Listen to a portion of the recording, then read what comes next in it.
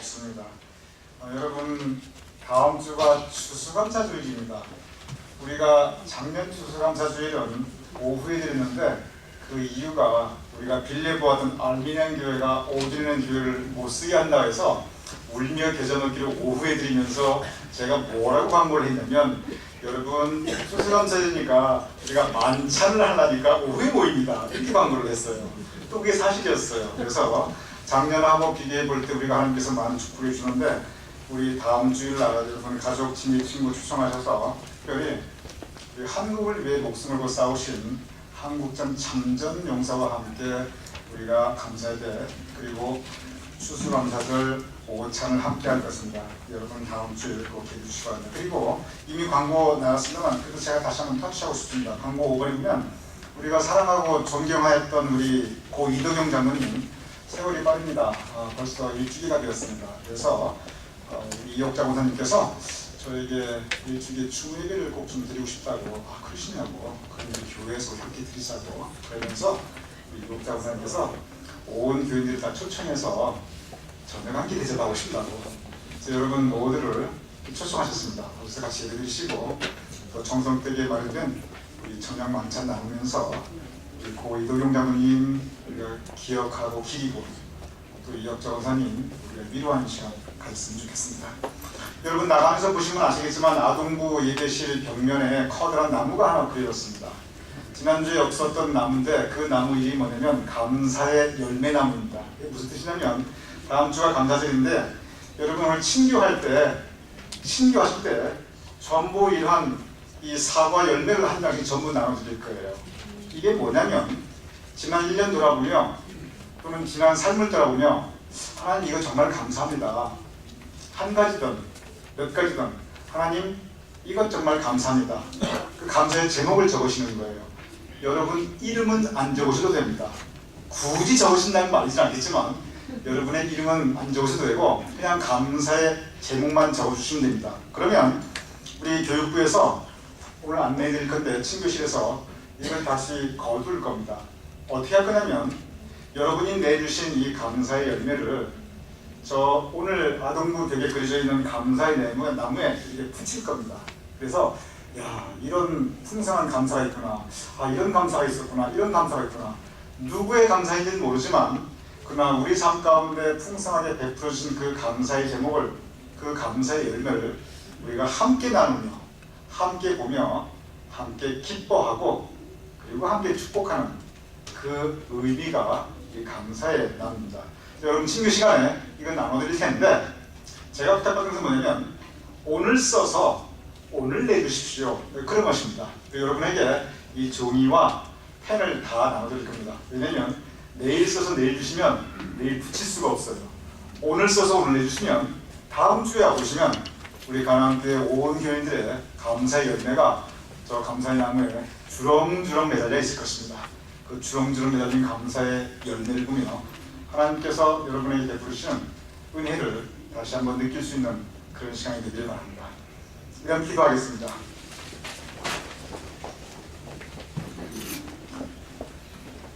우리를 주님의 전에 불러 모아주심을 감사하옵나이다. 세파에 지친 마음으로 주님 전에 나왔사옵나이다.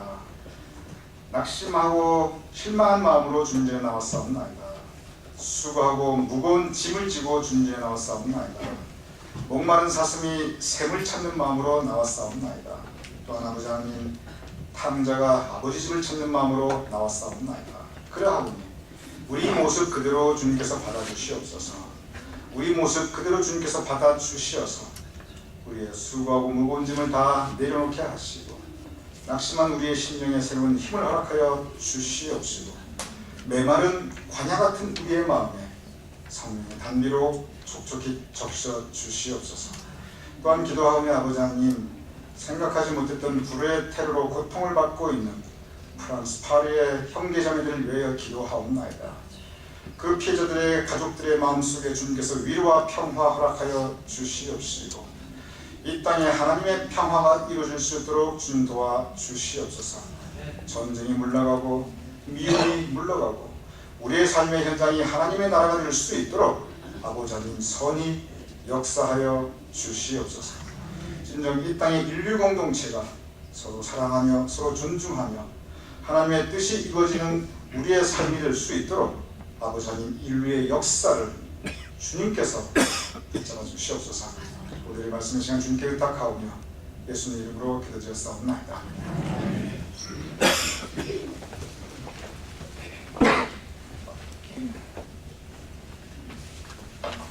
오늘 여러분과 함께한 오늘 첫 번째 본 말씀 시편 57편 다윗이 지은 시입니다.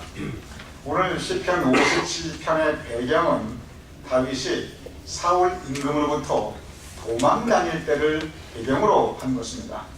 오늘 이 본문을 기록할 당시에 다윗은 광야에서 지냈습니다. 그리고 특별히 굴에 숨어 지낼 때였습니다. 유대 광야가 낮에는 엄청나게 뜨겁지만 그러나 밤에는 상당히 춥습니다. 그래서 불을 피워야 그 추위를 피할 수가 있는데 숨어 지내는 입장이다 보니까 불을 피울 수가 없었습니다. 그 뜨거운 광야의 낮에 마실 물도 넉넉하지 않았습니다. 이렇게 먹을 것도 마실 것도 밤에 추위를 피할 불도 없이 지내는 삶의 모습이, 그리고 언제 어떻게 될지 모르는 그 불안한 삶의 모습이 오늘 시편 57편 다윗이 지은 이 시의 배경이었습니다. 오늘 이 시는 다윗이 현실적인 어려움을 겪고 있는 것만을 묘사하고 있는 것은 아닙니다. 다윗은 사울 임금의 부하였습니다. 부하로서 사울이 싸움터로 보내는 곳마다 목숨을 걸고 싸웠습니다. 그리고 그 전쟁에서 승리하였습니다. 그래서 사울의 왕권을, 사울의 나라를 튼튼하게 세워주었습니다. 항상 승리를 가져다 주었습니다. 또한 동시에 다윗은 사울의 부하였을 뿐만 아니라 사울의 사위였습니다.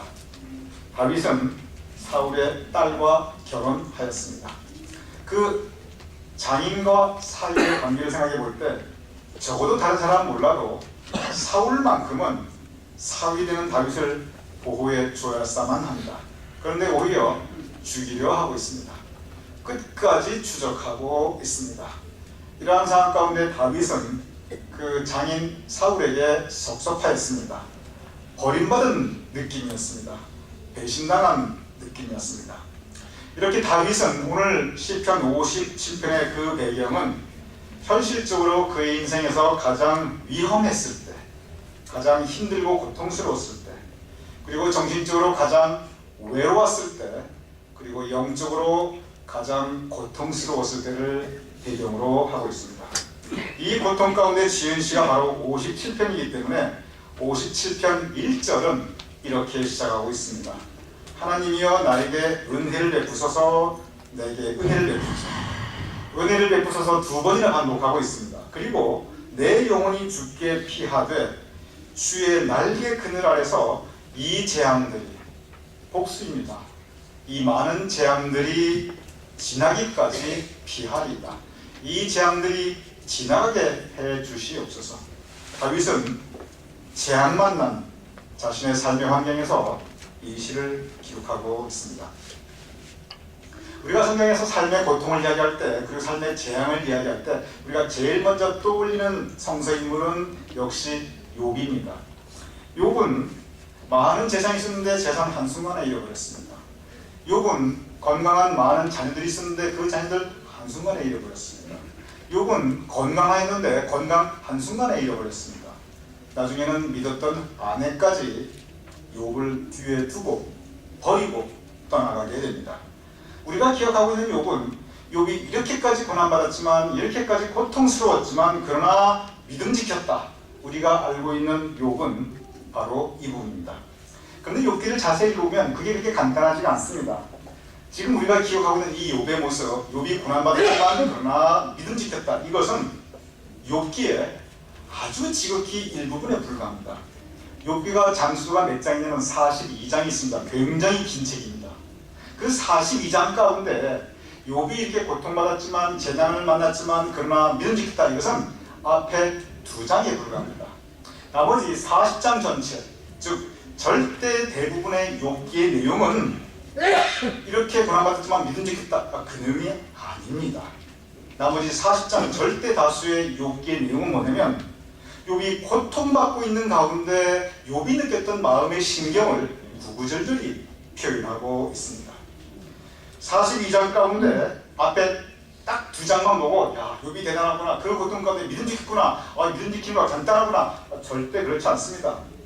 욥기 그 2장이 끝나고 곧바로 3장 1절이 어떻게 시작되냐면 이렇게 시작되고 있습니다.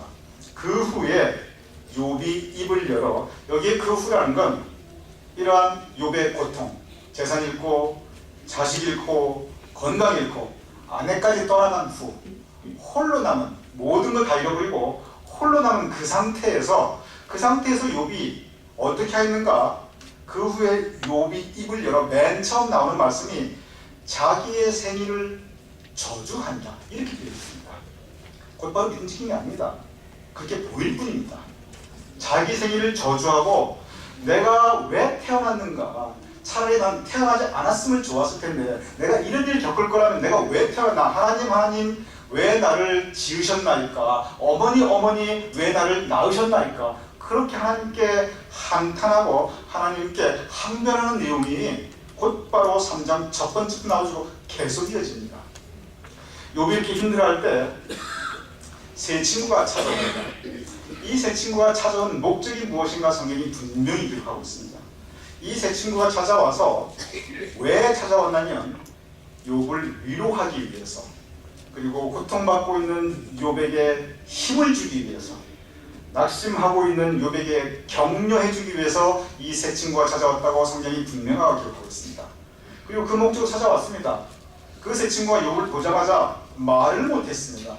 말을 못하고 죄를 뒤집어 쓰고 소리 높여 울었습니다. 그리고 너무 기가 막히니까 성경에 보면 7일을, 일주일 내내 서로 한마디 말도 못했다라고 기록하고 있습니다.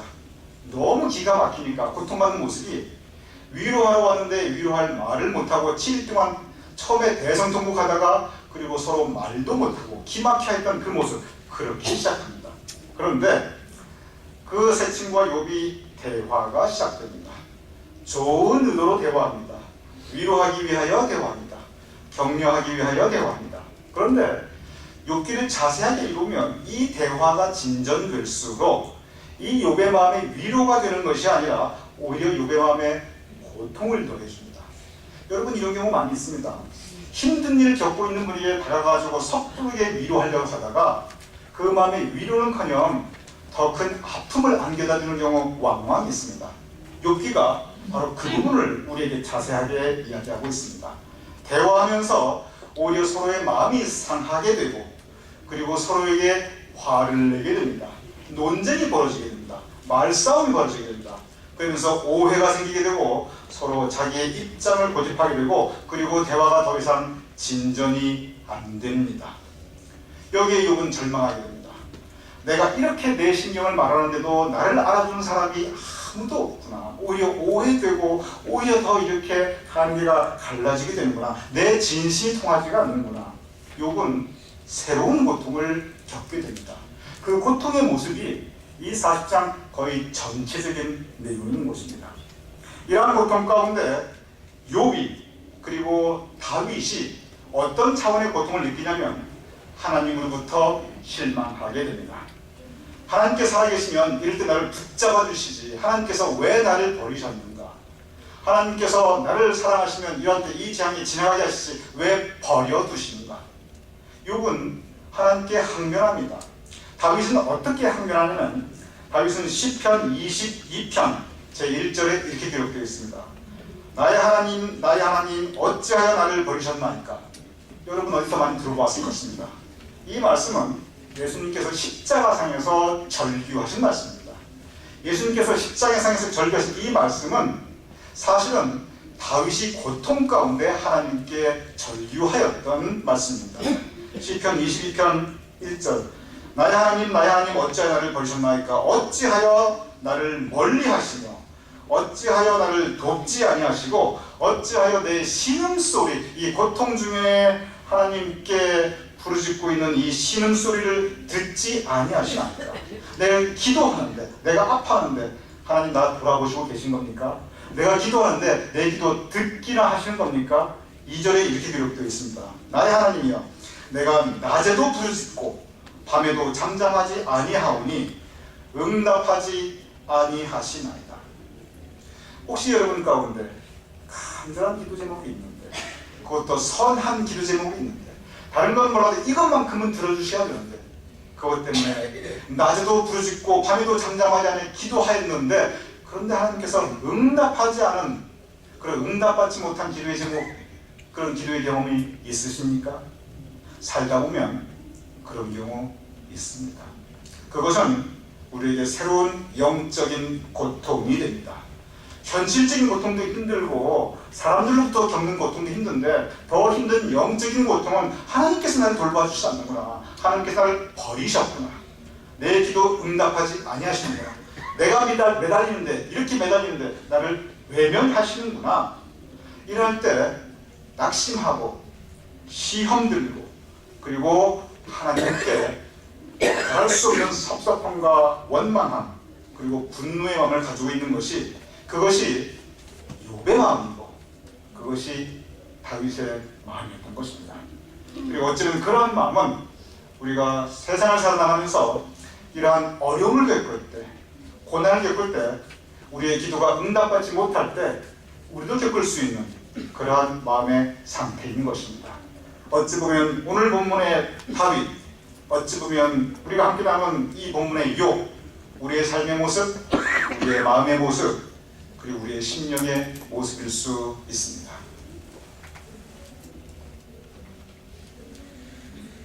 제가 지금까지 목회를 하면서 살아보니까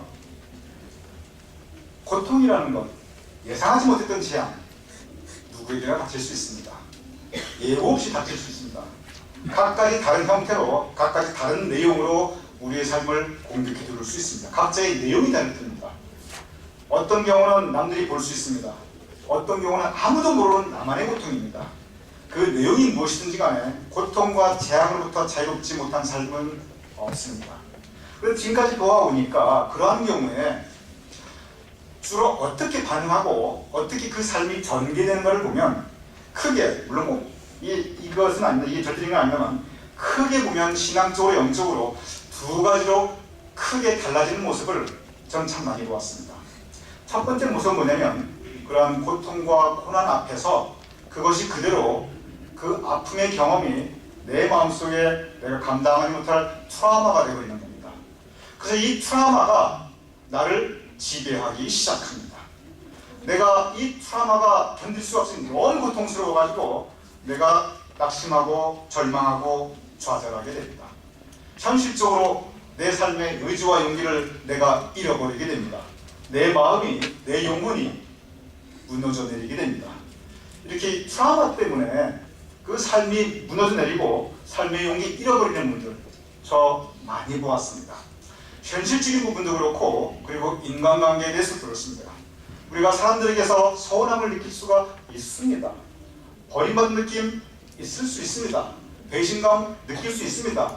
동시에 우리가 상대방에게 그러한 부분을 우리가 주면서 살 수도 있습니다. 이것이 우리가 트라우마를 받기도 하고 또 주기도 하며 살아가는 것이 어쩌면 우리 인생일 수가 있습니다. 그런데 이것이 트라우마가 트라우마로 남아있으면 그것이 우리를 계속 지배하게 됩니다. 내 마음속에 트라우마가 있는 한 내 마음에 기쁨은 없습니다. 이 깊은 상처는 우리의 기쁨을 뺏어가고 감사를 뺏어가고 삶의 용기와 힘을 뺏어가게 됩니다. 우리가 현실과 그리고 주변 사람들에게만 트라우마를 받는 게 아니라 하나님으로부터도 상처받을 수가 있습니다.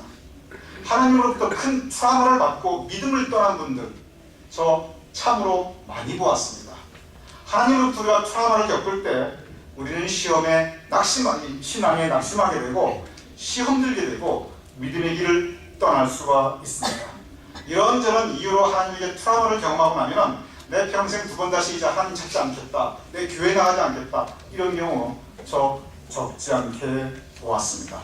사람이 나밖에 믿을 사람은 없다, 하나님도 없다, 이런 트라우마는 우리의 믿음을 송두리째 뒤흔들어 놓을 수 있는 엄청난 파괴력을 가지고 있는 것입니다. 그리고 불행한 것은 실제로 그 파괴력 앞에 우리의 마음이 무너지고 우리의 관계가 무너지고 우리의 믿음이 무너지고 나아가 우리의 삶이 무너져 내리는 경우 이 트라우마의 엄청난 파괴력 저는 많이 보았습니다. 고통이, 삶의 고통이 트라우마를 불러일으키고 그것이 다시 우리의 삶을 공격하는 악순환의 모습 허다하게 우리가 볼 수 있습니다. 두 번째 경우입니다. 두 번째 경우는 뭐냐면 재앙이 올 때, 고통이 올 때, 시련이 올 때 그것을 수용하는 겁니다. 그리고 그 고통을 그대로 느껴보는 겁니다. 고통이 올 때 고통이 느끼는 것 건강한 겁니다. 슬픔이 나를 다가올 때 내가 슬픔을 느끼고 아파하는 것 건강한 겁니다.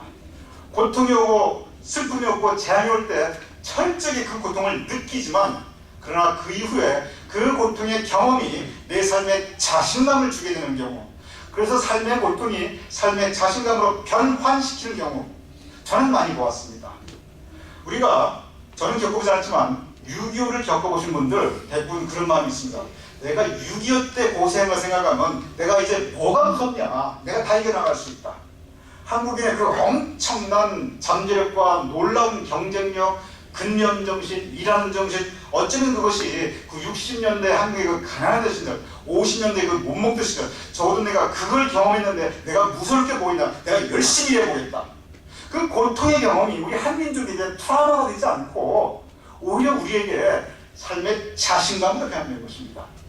이것이 개인이든 국가이든 단체이든 고통이 트라우마가 될 수도 있고 고통이 자신감이 될 수 있습니다. 어쩌면 우리 한민족은 그 6.25 그리고 가난했던 시절의 그 고통을 우리가 트라우마로 집단화시킨 것이 아니라 삶의 자신감으로 변환시켜서 지금 이렇게 우뚝 설 수 있는 것이 어쩌면 그 잠재력인지도 모릅니다. 이러한 자신감, 고통이 트라우마가 되지 않고 고통이 삶의 자신감으로 변환시키는 것, 그것은 저절로 되는 것은 아닙니다. 그것은 나의 의지로 되는 것입니다. 죄송합니다. 이런 말씀 드리기가 제가 큰 병을 걸려본 적은 없습니다. 그런데 병에 걸렸을 때 제가 분명히 봅니다. 어떤 분들은 병이 걸리신다 곧바로 엄청난 투병 의지를 불타올립니다. 투병이 무슨 뜻입니까? 투자가 싸울 투자입니다.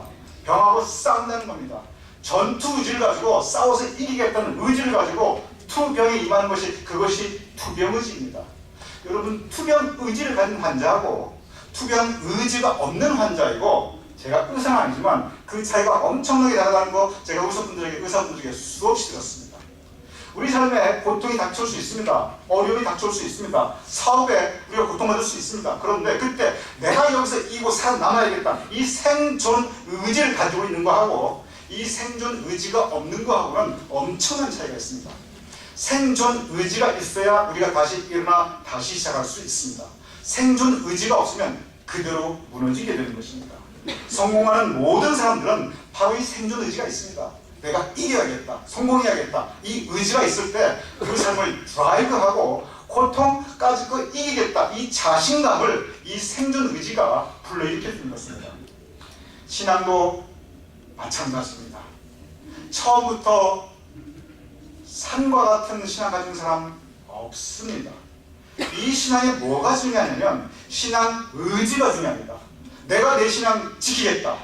누가 뭐래도 난 내 믿음 지키고 내가 살아가겠다. 주변에서 누가 뭐래도 나는 흔들리지 않겠다.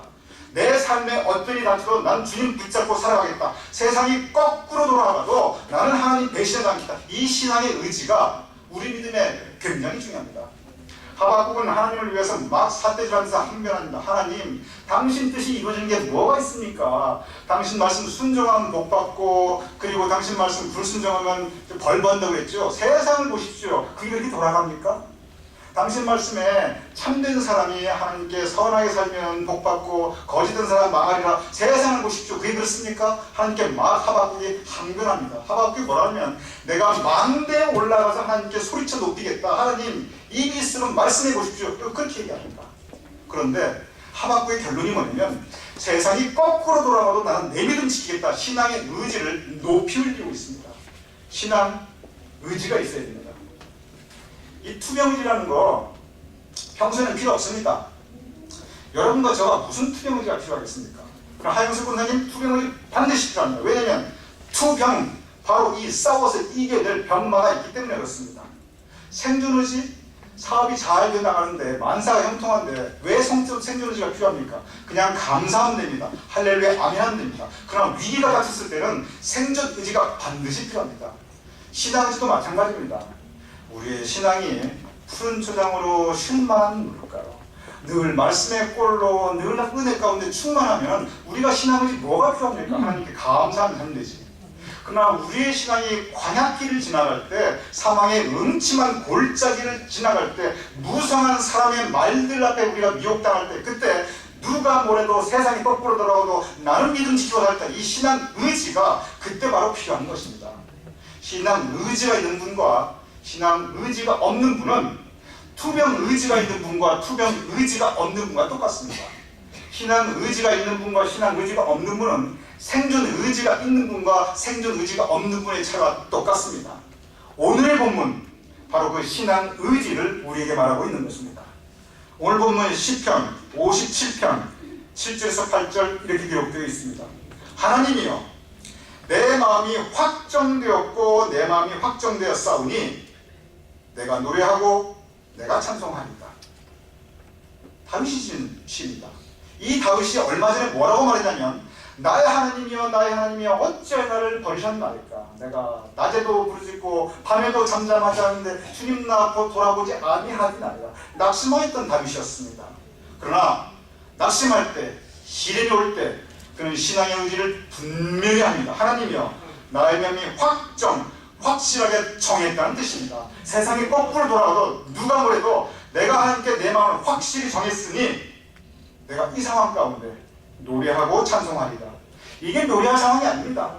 이게 찬송할 상황이 아닙니다. 지금 광야에 있습니다. 지금 굴에 숨어 있습니다. 언제 죽을지 모릅니다. 군사들이 쳐들어옵니다. 그런데 내가 노래하고 찬양하리다. 계속이어서 이야기하고 있습니다. 내가 새벽을 깨우리로다. 지금 나의 삶의 주변이 어둠이 있지만, 신앙적으로 내가 낙심하고 시험에 있지만, 뭐가 옳고 그런지 내가 분별할 수 없는 어둠이 있지만, 그러나 하나님 내가 마음을 확정하여 이 어둠을 내가 깨우리로다. 밝은 아침 새로운 날이 시작되게 하리다. 신앙의지를 우리에게 그리고 하나님 앞에 분명히 하고 있는 것입니다. 오늘 이 다윗 그의 삶 가운데 가장 고통스러운 시간이었습니다. 오늘 이 다윗 그의 삶 가운데 가장 외로운 때였습니다. 오늘 이 다윗 그의 삶 가운데 가장 불안하고 미래가 어떻게 될지 모르는 상황이었습니다.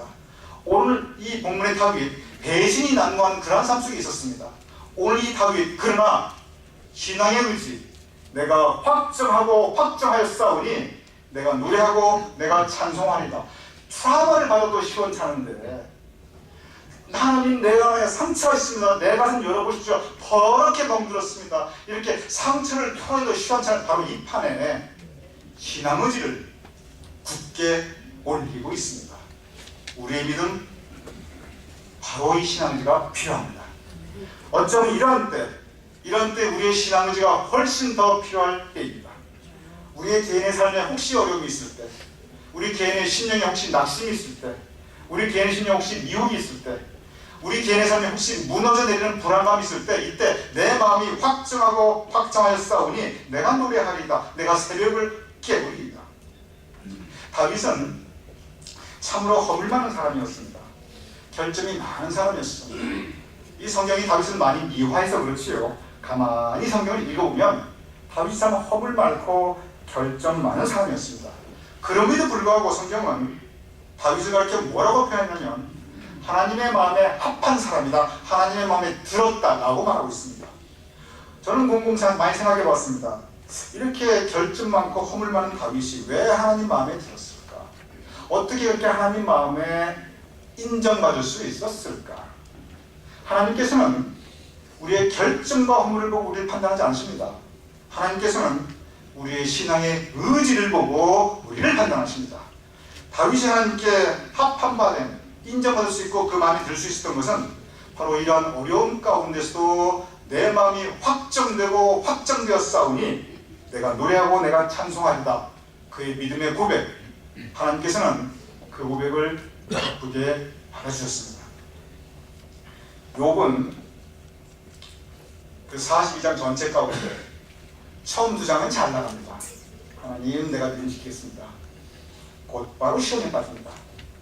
나를 왜 태어나게 했습니까? 내가 이 고생 받아야 됩니까? 내가 뭘 잘못했습니까? 이게 40장 계속 갑니다.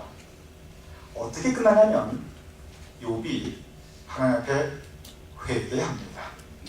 하나님, 주신 자도 하나님이시오, 거두신 자도 하나님이신데, 나를 지으신 자도 하나님이시고 어떻게 해주시고 하나님이신데, 하나님의 뜻 앞에 내가 불평할 게 무엇이 있겠사옵나이까? 하나님, 주 뜻대로 하옵소서. 하나님 앞에 내가 이렇게 많은 말을 쏟아낸 것, 내 생각을 다 토로한 것, 내가 회개하나이다. 욥이 내가 이 모든 것을 거두어 두리나이다, 회개하나이다, 하나님 앞에 회개하고 있습니다. 그리고 다윗처럼 강렬하지 않지만, 하나님, 주 뜻대로 하시옵소서. 주 뜻대로 내가 따르겠나이다. 그의 믿음의 고백을 하고 있습니다. 그러한 다윗에게, 그러한 욥에게 트라우마를 받아도 그 트라우마 때문에 좌절하고 난망하고 무너져 내려도 시원찮을 그런 다윗과 욥에게 그들이 신앙 의지를 높이 올렸을 때 하나님께서는 그들의 삶을 회복해 주셨습니다. 하나님께서는 그들에게 새로운 시작을 허락하여 주셨습니다. 우리의 삶을 돌아보시기 바랍니다. 우리 삶 가운데 혹시 어려움이 있다면, 우리 삶 가운데 혹시 낙심과 시험이 있다면, 우리 삶 가운데 불편함과 하나님에 대한 원망과 그리고 서운함이 있다면, 이때가 우리의 마음을 확정할 때입니다. 주여, 내 마음이 확정되었고 확정되었사오니 우리가 고통받을 때 오히려 십자가에 달리신 예수님을 바라보고 우리의 마음을 확정하고, 우리가 사람들로부터 고난받을 때 바로 많은 그 고난을 받으신 예수님을 바라보면서 우리가 우리의 믿음을 확정하고, 심지어 죽음까지 이기신 우리 예수님을 바라보며 우리의 믿음을 확정하고 확장할 수 있는 우리 모두가 되어야 할 것입니다. 이 시간 함께 그 마음을 확정하는 마음으로 하나님 앞에 마음을 확정하면서 우리 찬양하기 바랍니다. 내가 주만 바라나이다, 주만 바라보이다.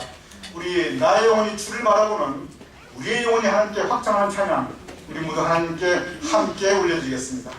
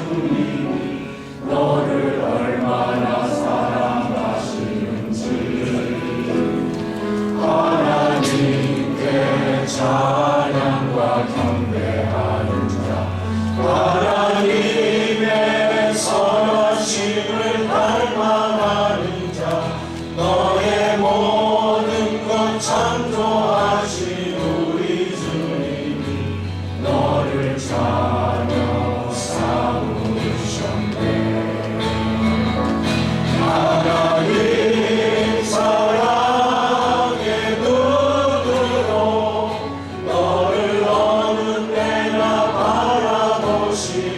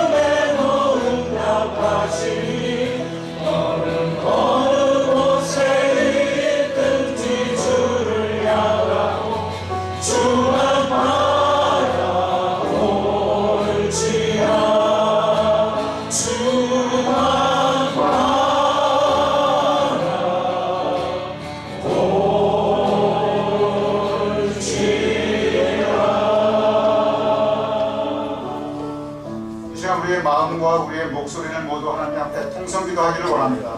우리의 믿음을 돌아보며 우리의 삶을 돌아보며 내 마음이 확정하고 확정하였사오니 내가 노래하리라. 하나님께 우리의 믿음의 고백을 다시 올려드리며 우리 교회의 중보 환우를 위해 기도해드리고 또한 우리 교회를 위해 기도하는 우리 통성기도 시간 함께 가지겠습니다. 아버지 하나님, 우리가 함께 기도하옵나이다. 하나님 아버지 하나님, 나의 마음이 확정하고 확정하였사오니 내가 노래를 올리시고 아버지 하나님, 우리의 마음을 또한 주시옵소서. 내가 오늘 받을 수 있는 지역과 우리에게 무슨 말씀을 하시는가 하나님께서 하나님으로 말미암아 이스라엘 시간을 할 수 있는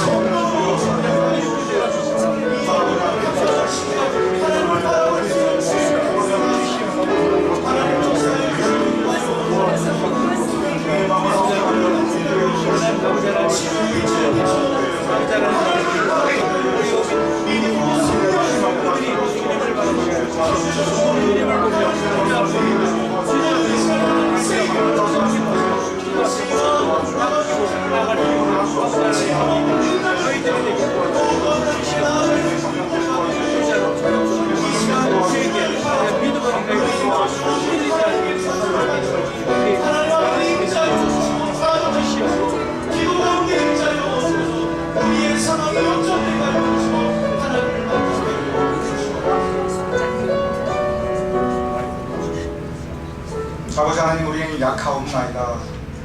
우리는 삶의 고통이 우리를 공격해 들어올 때 우리는 나약하다.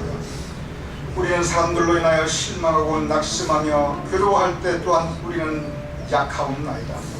하나님께서 우리의 기도를 들어 응답해 주지 않으시면 우리의 영혼 설 곳이 없사옵나이다. 그러한 때 아버지 하나님, 그러한 삶의 경험들, 고통들이 우리 가운데 트라우마가 되게 하지 않도록 우리를 붙잡아 주시옵소서. 우리의 성령의 능력으로 말미암아 그러한 경험들을 우리로 수용하고 견디고 그리고 삶의 새로운 자신감으로 변환시킬 수 있도록 도와주시옵소서.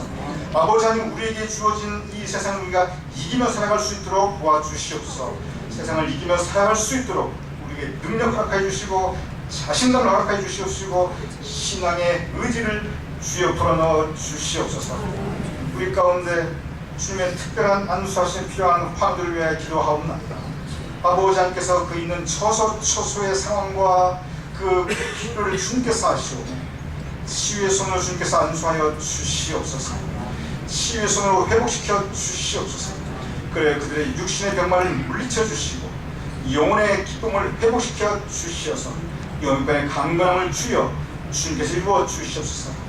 특별히 기도 없는 것은 하영석 권사님을 주여 치유시켜 주시옵시고 그 모든 병만을 물리쳐 주시옵소서. 오역 형제의 그 모든 암세포를 물리쳐 주시고 그에게 새로운 강건함을 주여 허락하여 주시옵소서. 그리고 하나님께서 우리와 함께 하시며 하나님의 치유의 권능이 함께 하심을 우리가 함께 기뻐하며 노래하며 찬양할 수 있도록 주여 치유와 회복의 역사를 이루어 주시옵소서. 우리 교회를 위해 기도하옵나이다. 주님께서 세워주신 우리의 교회 주님께서 붙잡아 주시옵시고 주님께서 허락하신 사명 감당할 수 있도록 주여 우리를 세워 주시옵소서. 아버지는 이러한 때 내 마음이 확정되고 확정되었사오니 내가 교회를 지키고 세우겠나이다 하는 그 믿음의 고백이 우리 가운데 있게 하여 주시옵소서.